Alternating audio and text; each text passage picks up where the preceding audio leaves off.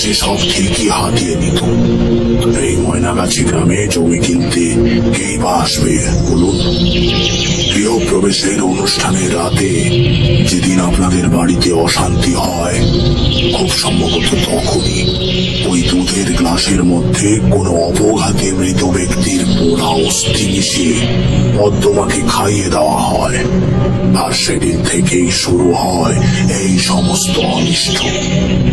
আমি জানতাম দাদা কিছু একটা ভুল পদক্ষেপ নেবে, তবে সেদের জন্য পরিবারের সদস্যের জীবন নিয়ে পর্যন্ত খেলতে দ্বিধাবোধ করবে না, এতটা নিষ্ঠুর আমার রক্তকে ভাবতেও আমার ঘৃণা হচ্ছে।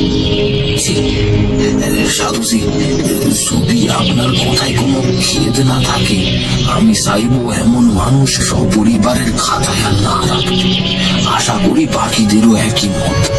প্রত্যেকের চোখে দেখলাম জল জমে এসেছে।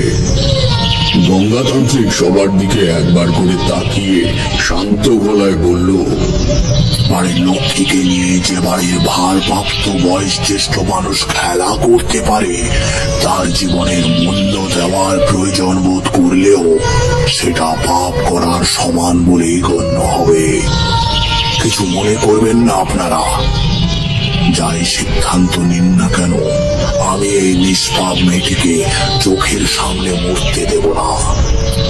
আজ রাত বেরোলে কৃষ্ণপক্ষের সূত্রপাত। আমি আসছি।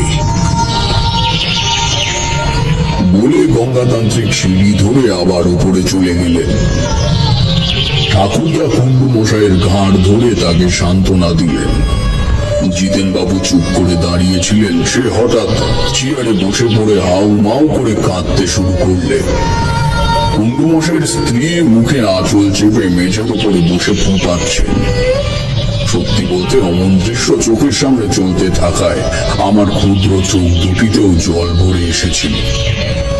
নিজের রক্তের সম্পর্কের মানুষের সাথে যতই বিবাদ থাক না কেন, স্বেচ্ছায় তার প্রাণ বিয়োগের প্রস্তাব জানা সত্ত্বেও চুপ করে থাকতে কষ্টই লাগে।